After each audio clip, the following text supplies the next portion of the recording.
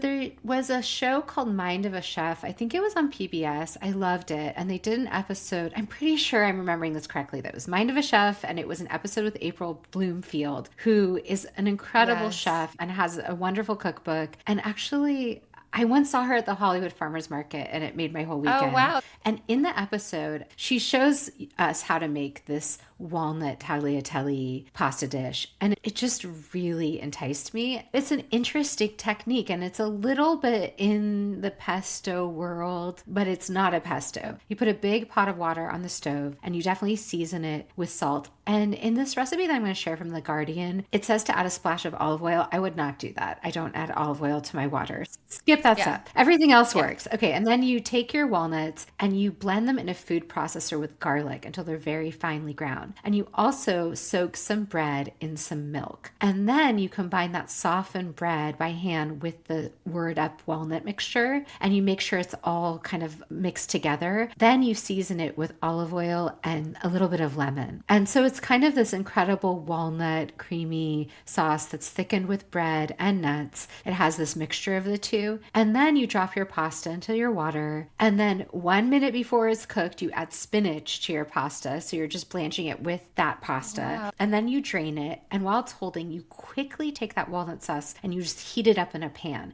And then you can add your pasta to that warmed up walnut sauce, which only takes like a minute or two to warm.